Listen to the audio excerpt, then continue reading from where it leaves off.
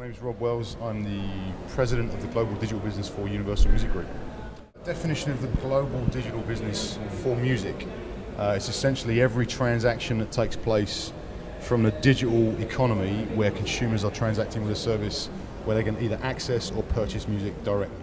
Where are we in the transition? So historically the music business has been a physical carrier business. We relied on an oil-based plastic product in order for consumers to experience and enjoy our music.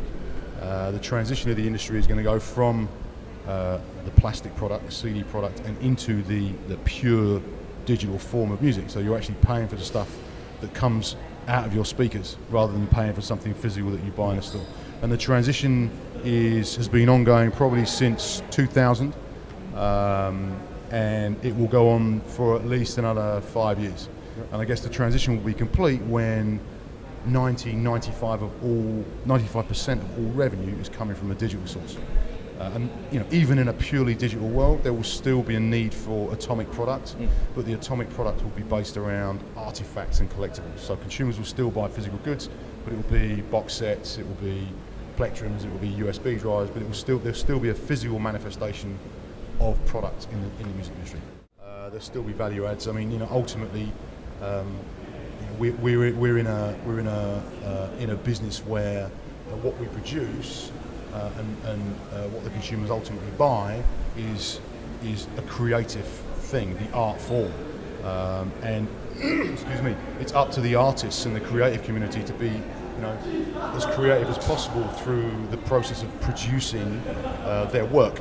And I think what we'll see over time is the freedom that the digital environment allows the creative community to start experimenting with. So, the reason why the album format is the way it is has come from, quirks and accidents through history. Okay. There will be a point in time where the mainstream product may be longer than 74 minutes, which was the timing constraint for CDs. So, I think as the business transitions and transforms, the artist community will start to experiment more within the digital confines, and that will be, the additional added value that the consumers will have. So, ultimately, when Universal enters any deal with a partner, we think of two things. We think of primarily the artists, and secondarily the consumers. And if you have both those two areas covered, it will be a sweet experience. First of all, we are market share-wise, we're the biggest major label that exists. I think in terms of managing the transition, we like to think that we are way up front. We are regarded by partners and the creative community as being probably the most innovative of the major labels. We tend to enjoy the combination of the cut and thrust of doing a deal with a partner and then managing the relationship with the partner. And when I say partners, I'm talking about new channels for distributing our music.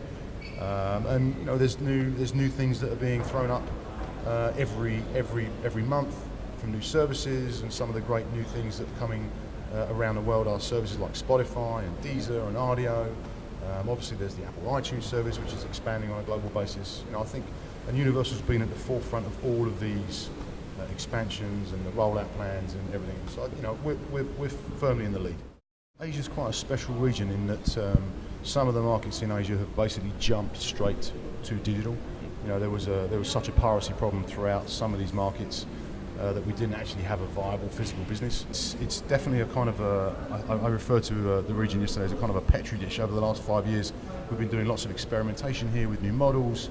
A product range like ringback tones was developed in South Korea, and that was something that became a mainstream product around the world. So Asia it's really been on the bleeding edge of transition for the last 5 years, and we still use it as a kind of an early barometer for new services and new techniques and new consumer offerings. Where do you see Australia placed in the digital market world? Australia is, as far as markets go, I think they're our fourth biggest market. They kind of flip-flop between them and Canada in terms of a level in our biggest market chart. It's a very, very busy marketplace at the moment. They have a great domestic repertoire scene, lots of fresh bands coming out of the local Australian music scene, great live music scene, and it's very noisy down there right now. I think there's 8 or 9 or 10 subscription services all have gone live in the last 12 months. Very competitive. There's bundled services with Telstra and Mog. Spotify doing very well in the market.